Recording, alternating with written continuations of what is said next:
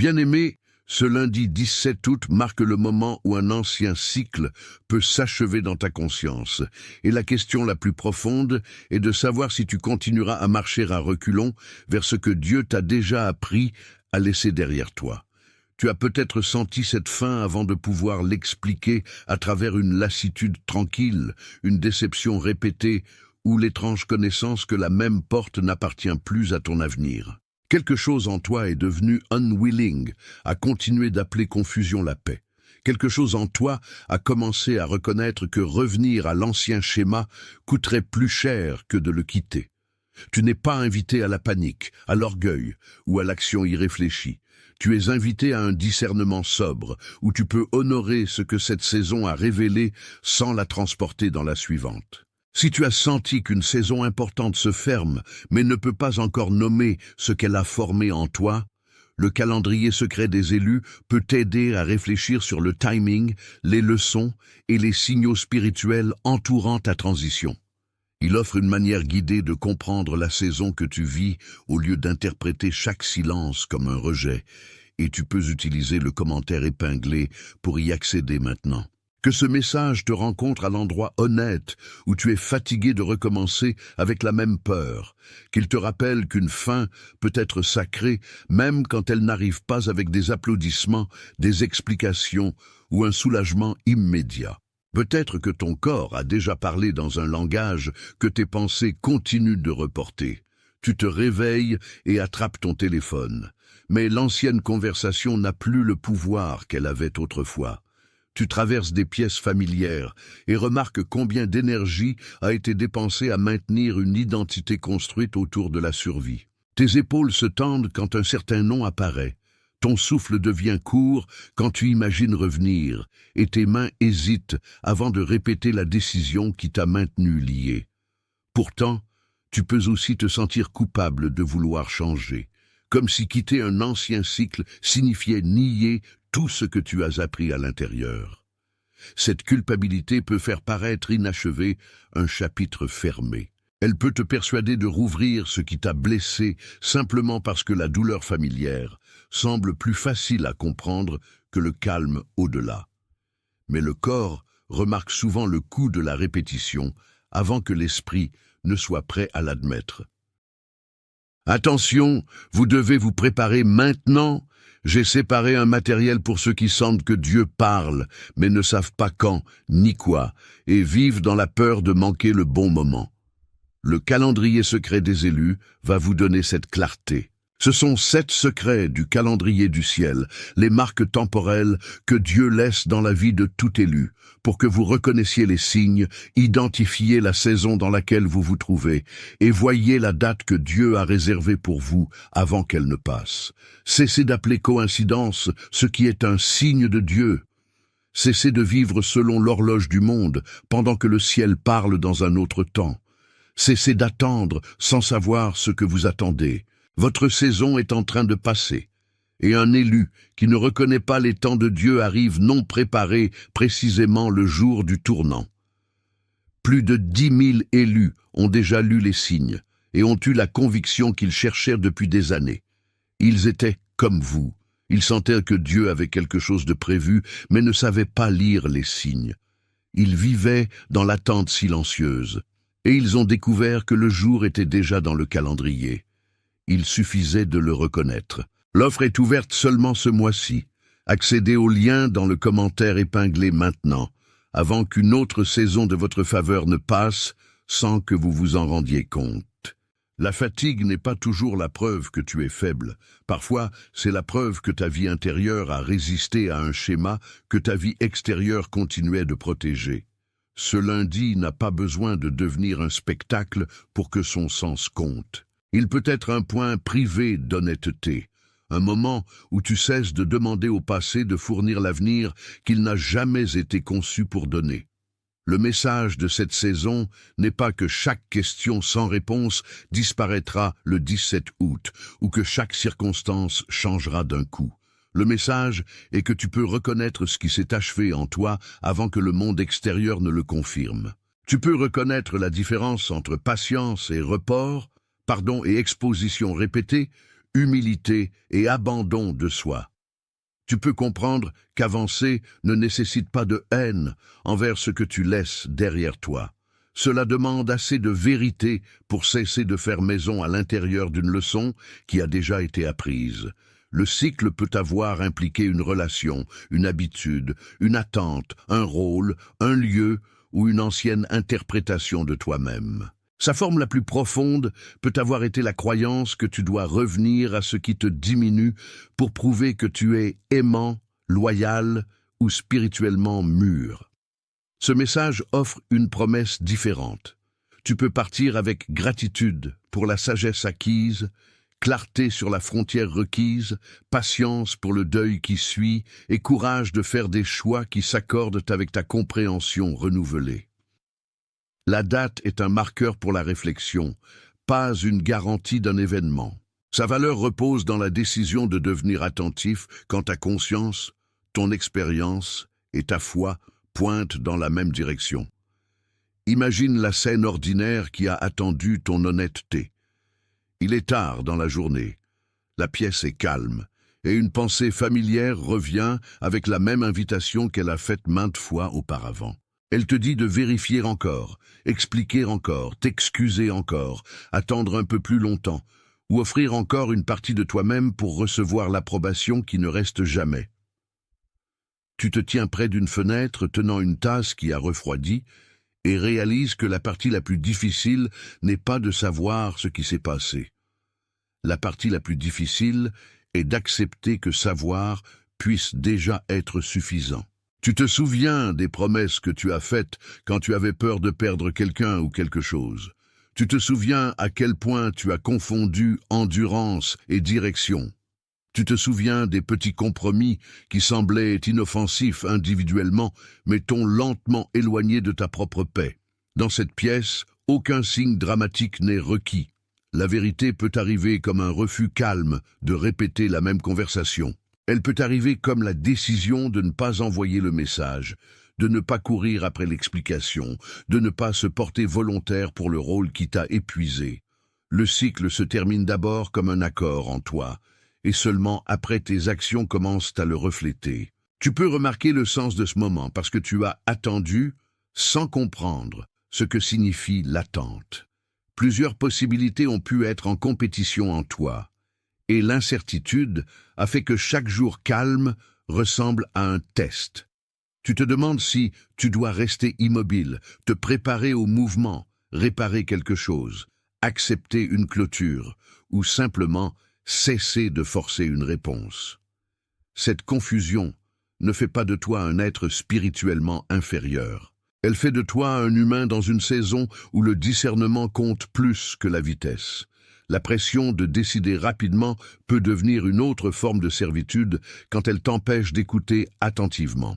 Le calendrier secret des élus a été créé pour la douleur de ce genre d'incertitude, offrant un chemin réfléchi pour distinguer clôture et délai, préparation et évitement, redirection et défaite. Les lecteurs ont trouvé que la réflexion structurée peut apporter de la clarté à la prière et les aider à cesser de traiter chaque silence comme un abandon. Si tu as besoin d'une manière pratique de t'asseoir avec la saison au lieu d'être gouverné par elle, utilise le commentaire épinglé pour y accéder maintenant. Tu n'as pas à transformer l'incertitude en prophétie. Et tu n'as pas à prendre une décision permanente depuis une vague temporaire d'émotions. Tu peux ralentir assez pour reconnaître quelle partie de ta vie demande la libération et quelle partie demande un soin fidèle. La première opposition peut ne pas sembler dramatique. Elle peut arriver comme distraction, comparaison et fausse urgence, plaçant une douzaine de demandes moindres devant l'unique vérité que tu as évitée. Tu fais défiler les progrès des autres et commences à te demander si ton retard signifie que tu as été oublié. Tu entends quelqu'un parler avec confiance de son prochain chapitre et te sens poussé à imiter une direction qui ne t'a jamais été assignée. Puis la peur ajoute son propre argument, insistant que si tu ne reviens pas maintenant, tu perdras ta chance pour toujours. C'est ainsi que les anciens cycles se protègent. Ils n'exigent pas toujours une rébellion bruyante. Parfois, ils demandent une petite exception, un compromis familier, une visite à l'endroit qui te laisse toujours divisé. Ils utilisent la solitude comme preuve et l'inconfort comme avertissement. Mais l'inconfort peut aussi être le sentiment de dépasser un schéma. La réponse sage n'est pas de se méfier de chaque désir ou d'obéir à chaque impulsion. C'est de demander si le choix devant toi produit une intégrité plus profonde, une responsabilité plus claire et une paix plus stable dans le temps. Un cycle ne se termine pas par la seule intensité émotionnelle. Il se termine quand tes choix répétés cessent de le nourrir. Pense à Abraham quittant ce qui était familier sans posséder une carte complète de ce qui venait ensuite. Son obéissance n'était pas une performance de certitude. C'était une volonté de se déplacer selon la compréhension qu'il avait reçue, même si toute la route restait invisible. Ta vie ordinaire peut contenir une invitation similaire, bien qu'elle ne ressemble pas à un ancien voyage à travers un paysage. Elle peut ressembler à changer la façon dont tu réponds à une personne difficile, prendre ton travail au sérieux sans lui permettre de définir ta valeur, ou refuser de laisser un ancien échec dicter chaque décision future. L'histoire d'Abraham ne te donne pas la permission de faire des affirmations irréfléchies sur ton propre destin. Elle te donne une image de comment la foi peut être pratiquée à travers le prochain pas honnête. Tu peux partir sans connaître chaque détail. Tu peux obéir à ce qui est clair sans prétendre que ce qui est flou a déjà été révélé. La fin de ce cycle peut donc sembler incomplète parce que le prochain chapitre ne s'est pas encore expliqué. Ce n'est pas nécessairement un problème.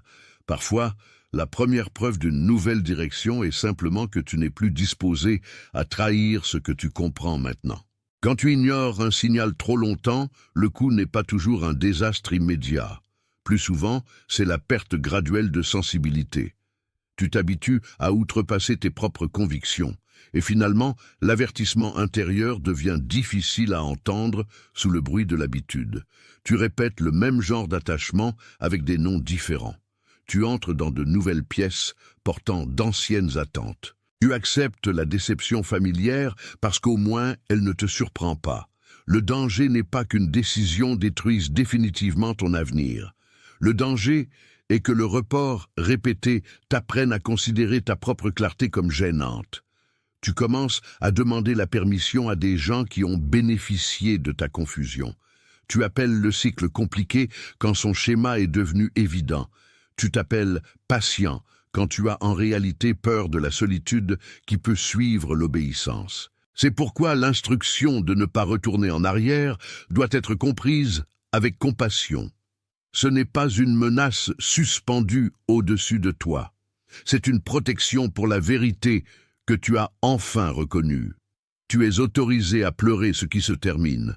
Mais le deuil ne nécessite pas la réentrée. Tu es autorisé à te souvenir, mais le souvenir ne nécessite pas le retour. Alors que le sens de ce lundi devienne plus précis, un cycle qui se termine ne signifie pas que chaque personne impliquée est mauvaise, que chaque ancien choix était insensé, ou que chaque connexion doit être effacée dans la colère. Cela signifie que le schéma de participation n'est plus soutenable pour la personne que tu deviens. Tu peux bénir ce qui était bon sans préserver ce qui était nuisible.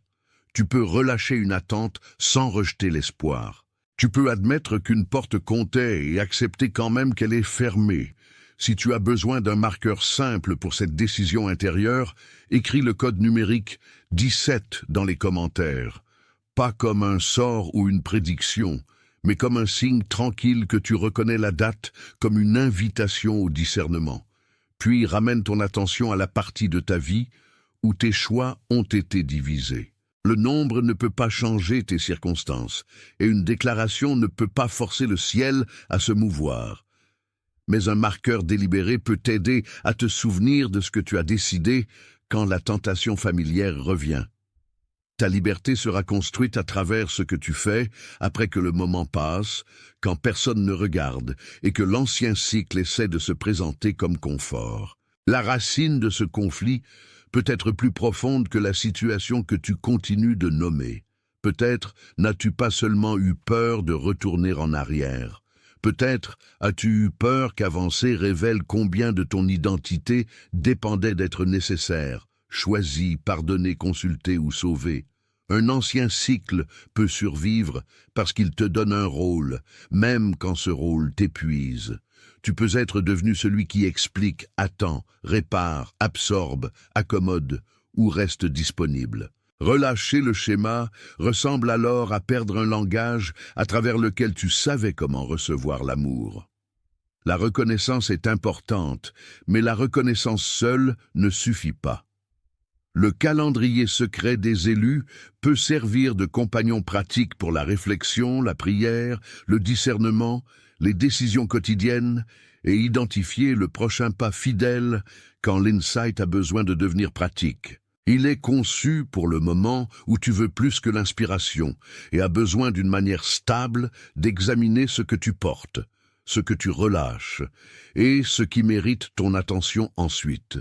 Utilise le commentaire épinglé pour y accéder maintenant. Tu n'as pas besoin de faire honte à la partie de toi-même qui a appris à survivre ainsi. Tu as besoin d'enseigner à cette partie de toi-même que la survie n'est pas le seul avenir disponible. Une fois que la racine est vue avec miséricorde, le cycle perd une partie de son autorité. Ton esprit peut construire un argument, tandis que ton corps réagit à un souvenir avant que l'argument ne soit complet. Ton esprit, compris à travers la conscience, la prière, la sagesse et le fruit de tes choix, peut reconnaître une direction que ni l'excitation ni la peur ne peuvent pleinement expliquer. Ces trois dimensions méritent du soin. La raison peut examiner les faits, les schémas, les conséquences et les responsabilités. Le corps peut signaler la tension, le soulagement, la fatigue ou la préparation, bien qu'aucune sensation par elle-même ne doive être traitée comme un commandement infaillible. La reconnaissance spirituelle peut s'approfondir à travers la patience, la prière honnête, le conseil sage et le caractère de la décision qu'elle produit. Quand ces aspects semblent en désaccord, ralentis plutôt que de forcer une interprétation dramatique. Un cœur qui s'emballe peut signifier la peur, mais il peut aussi signifier que tu as besoin de plus d'informations.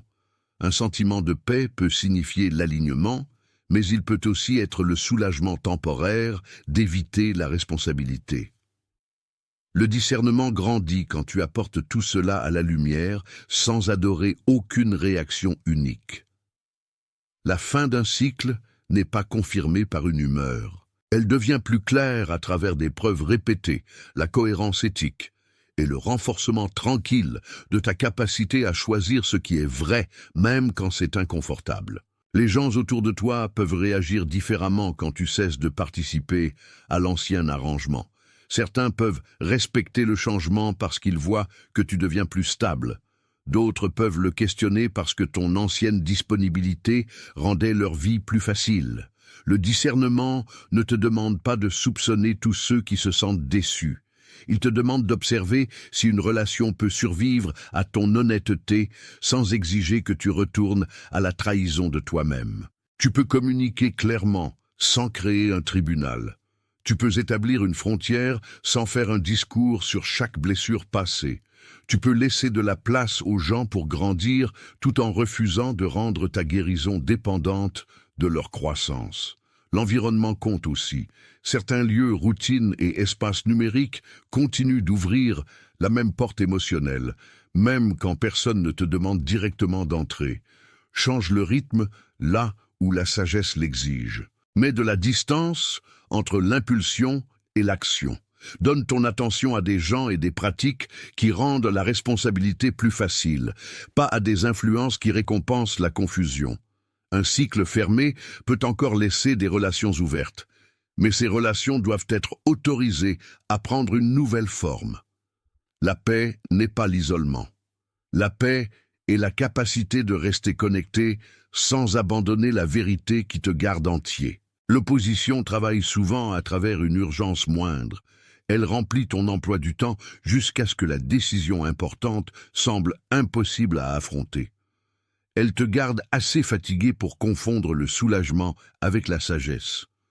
Elle retarde la conversation qui clarifierait une frontière et t'encourage à passer des heures à analyser des conversations qui ne peuvent pas fournir de nouvelles informations. Elle te donne de petites récompenses pour le report, puis présente les conséquences croissantes comme preuve que tu es incapable de changer.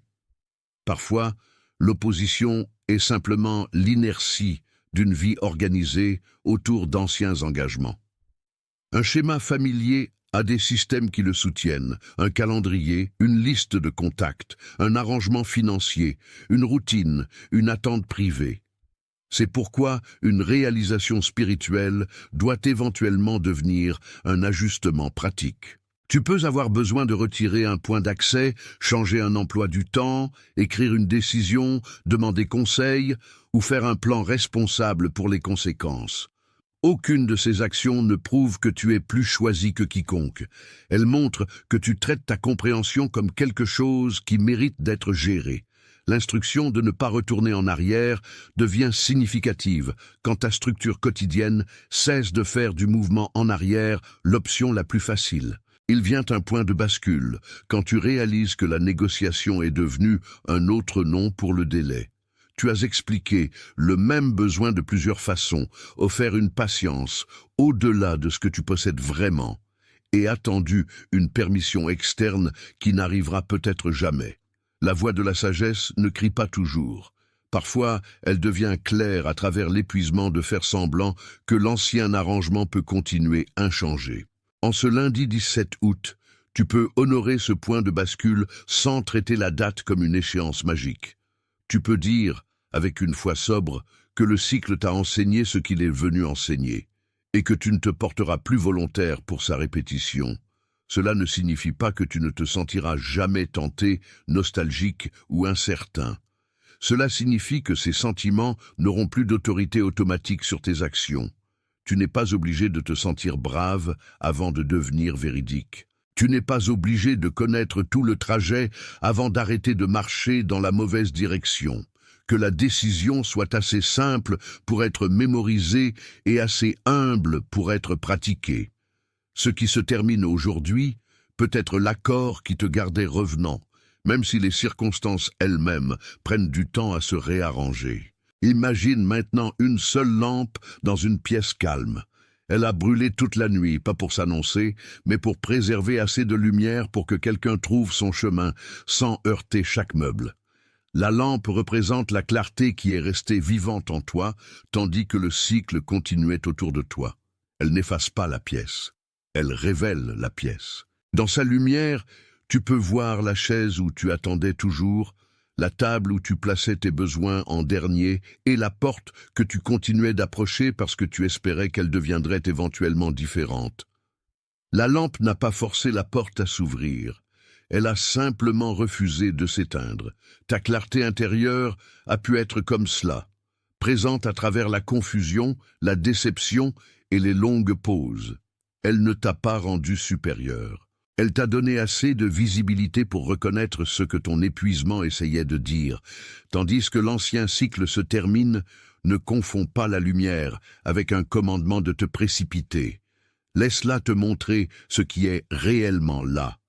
Laisse-la révéler le prochain pas sûr et honnête. La lumière n'est pas une promesse que chaque chemin sera facile. C'est une invitation à cesser de faire semblant que tu ne peux pas voir. La lampe a été préservée à travers des heures où personne ne l'a louée. Sa petite flamme a continué tandis que la pièce était vide, tandis que le monde extérieur bougeait sans remarquer, et tandis que tu te demandais si la clarté comptait, si rien ne changeait immédiatement. La formation cachée ressemble souvent à l'inactivité parce que le travail le plus important se passe sous la visibilité publique. Ta patience a pu t'enseigner l'endurance, mais elle a pu aussi exposer la différence entre endurance et attachement. Ton silence a pu te protéger d'un conflit inutile, mais il a pu aussi te montrer où tu avais peur de parler. Ton attente n'a peut-être pas été une punition. Elle a pu être l'espace dans lequel tes motifs sont devenus plus honnêtes. La flamme n'a pas grandi en criant contre l'obscurité, Elle a grandi parce que quelque chose l'a entretenue, protégée, et lui a donné ce qui était nécessaire pour rester vivante. De la même façon, ton discernement a besoin de soins. Il a besoin de mots véridiques, de repos réparateur, d'actions responsables et de temps loin des voix qui te font questionner chaque conviction claire. Ce qui s'est formé en toi n'est peut-être pas encore visible comme une nouvelle opportunité. Il peut d'abord apparaître comme un nouveau refus, une frontière plus calme, ou une volonté de laisser le silence rester silence. La pièce contenait aussi des ombres qui rendaient la lampe plus faible qu'elle n'était. Certaines ombres venaient d'objets placés là il y a longtemps, d'autres étaient créées par la façon dont tu te tenais, tournant toujours ton corps vers l'ancienne porte et loin de l'espace plus large. La peur gardait certains coins inexplorés. La comparaison faisait paraître la pièce d'une autre personne plus brillante. La fatigue abaissait tes attentes jusqu'à ce que la pénombre semble normale. Ces forces n'ont pas éteint la flamme, mais elles ont restreint ce que tu étais disposé à voir. L'ancien cycle est resté couvert par des habitudes d'interprétation. Tu appelais le désir un signe, la pression une responsabilité, et l'accès familier une connexion sacrée. Tu supposais que revenir produirait la clôture, même si revenir avait répétitivement produit une autre blessure. La lampe expose maintenant ses suppositions sans t'humilier. La clarté peut être inconfortable parce qu'elle enlève le brouillard protecteur autour d'une décision. Pourtant, l'inconfort n'est pas la même chose que le danger. Tu peux rester dans la pièce assez longtemps pour identifier ce qui appartient au passé. Tu peux retirer ce qui bloque la porte sans emporter chaque objet dans la prochaine saison. L'ombre perd son pouvoir quand elle est vue comme une ombre plutôt qu'acceptée comme la forme de la réalité. Puis lentement, la lampe commence à illuminer un chemin qui était présent tout le long. Rien de théâtral ne se passe. Les murs ne disparaissent pas et le sol ne se transforme pas en route de certitude. Tu remarques simplement que la porte derrière toi n'est plus la seule direction que tu puisses imaginer. Il y a de l'espace devant. Il y a des choix que tu ne pouvais pas voir, tandis que ton attention restait fixée sur ce qui s'était déjà terminé. Un nouveau rythme commence, avec de petits mouvements. Ouvrir les rideaux, débarrasser la table, répondre à un message avec honnêteté, prendre un rendez-vous, préparer un budget, faire une promenade ou revenir à une responsabilité qui appartient à ta vie réelle. La lumière bouge parce que tu bouges. Elle ne te traîne pas en avant et elle ne fait pas semblant que la prochaine pièce ne contient aucune difficulté. Elle te donne assez de guidance pour un pas, puis un autre. C'est ainsi qu'un cycle se termine sans exiger un miracle garanti à une date. Ton attention se tourne, ta posture change, tes choix commencent à s'accorder avec ce que tu as discerné. L'avenir devient moins effrayant, non pas parce que tu le contrôles, mais parce que tu n'es plus en train de t'abandonner pour rester loyal au passé. Peut-être peux-tu te reconnaître dans cette pièce maintenant. La lampe n'est pas un trophée, et la lumière n'est pas la preuve que tu ne te sentiras plus jamais confus. C'est la simple évidence que la clarté peut survivre à une longue saison d'incertitude. Si cette image nomme ce que tu vis, écris la courte phrase « Je choisis la lumière » dans les commentaires, pas comme une exigence placée sur le ciel, mais comme un rappel personnel que tu honoreras ce qui devient clair à travers la sagesse, la patience et l'action responsable. Puis laisse la phrase devenir plus que des mots en choisissant un comportement qui ne nourrit plus l'ancien cycle. Tu n'as pas besoin de jouer la certitude pour quiconque. Tu n'as pas besoin d'annoncer chaque décision privée. Le mouvement tranquille d'une pièce à l'autre est déjà significatif quand il est guidé par la vérité. Le lundi peut être un marqueur dans ton calendrier, mais la transformation sera pratiquée dans les jours qui suivent, quand tu protèges la flamme à travers des choix ordinaires et refuses de laisser la solitude temporaire te conduire en arrière. Revenir ne signifie pas devenir impressionnant. Cela signifie apporter l'insight à l'endroit où ta vie se passe réellement. La fin du cycle peut ne pas être visible aux autres parce qu'elle peut commencer par la façon dont tu te parles le matin. Tu arrêtes de prédire le rejet avant que quiconque ait parlé. Tu arrêtes de traiter une ancienne obligation comme sacrée simplement parce qu'elle est familière. Tu arrêtes de demander si tu peux endurer un tour de plus et commences à demander si un tour de plus est sage. La vie choisie, au sens spirituel, n'est pas une vie de supériorité ou de confort garanti. C'est une vie de responsabilité devant Dieu, la conscience et la vérité. Si tu as été conduit à reconnaître un schéma, tu es aussi invité à gérer cette reconnaissance. Ne l'utilise pas pour condamner les gens qui restent là où tu étais autrefois. Ne l'utilise pas pour construire une nouvelle identité autour du fait d'être plus éveillé que les autres. Utilise-la pour devenir plus honnête, plus compatissant et plus prudent avec la liberté que tu reçois. Le cycle se termine le plus sûrement quand la personne qui le quitte n'a plus besoin de continuer à prouver qu'il avait tort. Ta première pratique peut se passer dans une scène matinale réelle. Avant d'attraper ton téléphone, assieds-toi avec les 2 pieds sur le sol et nomme, en langage simple, ce que tu n'es plus disposé à répéter. Garde la phrase spécifique. Au lieu de dire que tu ne seras plus jamais blessé, dis que tu ne poursuivras plus la clarté, auprès de quelqu'un qui retient répétitivement une communication honnête. Au lieu de promettre de ne jamais échouer, dis que tu n'abandonneras plus une responsabilité parce que la peur la rend inconfortable. Puis identifie la prochaine action fidèle qui peut être accomplie aujourd'hui. Elle peut être assez petite pour sembler ordinaire, mais les actions ordinaires sont là où les nouveaux schémas gagnent de la force. Bois de l'eau. Attention, vous devez vous préparer maintenant. J'ai séparé un matériel pour ceux qui sentent que Dieu parle, mais ne savent pas quand ni quoi, et vivent dans la peur de manquer le bon moment. Le calendrier secret des élus va vous donner cette clarté. Ce sont 7 secrets du calendrier du ciel, les marques temporelles que Dieu laisse dans la vie de tout élu, pour que vous reconnaissiez les signes, identifiez la saison dans laquelle vous vous trouvez, et voyez la date que Dieu a réservée pour vous avant qu'elle ne passe. Cessez d'appeler coïncidence ce qui est un signe de Dieu. Cessez de vivre selon l'horloge du monde, pendant que le ciel parle dans un autre temps. Cessez d'attendre sans savoir ce que vous attendez. Votre saison est en train de passer, et un élu qui ne reconnaît pas les temps de Dieu arrive non préparé précisément le jour du tournant.